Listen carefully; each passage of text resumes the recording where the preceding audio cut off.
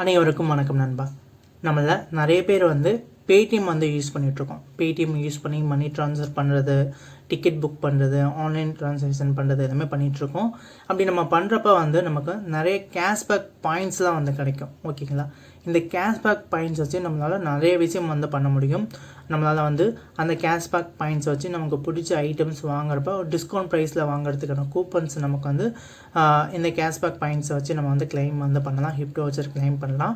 அப்புறம் இல்லைன்னா உங்களோட அந்த கேஷ்பேக் பாயிண்ட்ஸை நீங்கள் ஒரு மணியாக கூட நீங்கள் கன்வெர்ட் பண்ணிக்கலாம். அதுக்கான ஆப்ஷனும் பார்த்தீங்கன்னா பேடிஎம்மில் அவைலபிளாக இருக்குது. இப்போ நம்ம இந்த வீடியோவில் எதை பற்றி பார்க்க போகிறோம் அப்படின்னா, கேஷ்பேக் பாயிண்ட்ஸை யூஸ் பண்ணி எப்படி மணியாக கன்வெர்ட் பண்ணுறது அப்படின்னு தான் நம்ம பார்க்க போகிறோம். இதுக்கு நீங்கள் இந்த கேஷ்பேக் ஆப்ஷன் கிளிக் பண்ணோன்னே பார்த்தீங்கன்னா உங்களுக்கு நிறைய ஆப்ஷன் ஷோ ஆகும். இங்கே பார்த்தீங்கன்னா ஹிப் கார்டு அப்படின்னு இருக்கும். இதில் பார்த்தீங்கன்னா 10 ரூபீஸ், 50 ரூபீஸ், 100 ரூபீஸ் அப்படின்னு உங்களுக்கு இருக்கும்.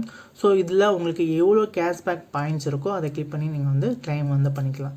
இப்போ என்கிட்ட 2000 மேலே இருக்குது. நான் ஒரு 10 ரூபீஸ்க்கான ஒரு 1100 பாயிண்ட்ஸ் கொடுத்து நான் 10 ரூபீஸ் ஹிப்ட் வச்சர் கிளைம் பண்ணிக்கிறேன்.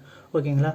ஒரு 1100 பாயிண்ட்ஸ் உங்கள்கிட்ட இருந்தது அப்படின்னா நீங்கள் 10 ரூபீஸ் ஹிட் வச்சர் கிளைம் பண்ணிக்கலாம். இப்போ பாஸ்புக்கை கிளிக் பண்ணி பார்க்கலாம் நம்மளோட வேலெட்டில் 10 ரூபீஸ் ஆட் ஆகிருக்கு அப்படின்னு பார்த்தீங்கன்னா எனக்கு ஒரு 10 ரூபீஸ் ஆட் ஆகிருக்கு. ஸோ இந்த மாதிரி உங்களுக்கு எந்த அளவுக்கு நீங்கள் கேஷ்பேக் பாயிண்ட்ஸ் அதிகமாக ஏர்ன் பண்ணுறீங்களோ அதை பொறுத்து உங்களுக்கு நீங்கள் மணியாக கன்வெர்ட் பண்ணிக்கலாம். ஸோ அந்த கேஷ்பேக் பாயிண்ட்ஸை வச்சு நீங்கள் மணியாக கன்வெர்ட் பண்ணுறதா இருந்தாலும் சரி, இல்லை வேறு ஆன்லைன் பர்ச்சேஸுக்கு நீங்கள் கூப்பன் கோடாக நீங்கள் கிளைம் பண்ணுறதுக்கும் அது ஹெல்ப்ஃபுல்லாக இருக்கும். முடிஞ்ச அளவுக்கு இந்த கேஷ்பேக் பாயிண்ட்ஸ்லாம் யூஸ் பண்ணிக்கோங்க.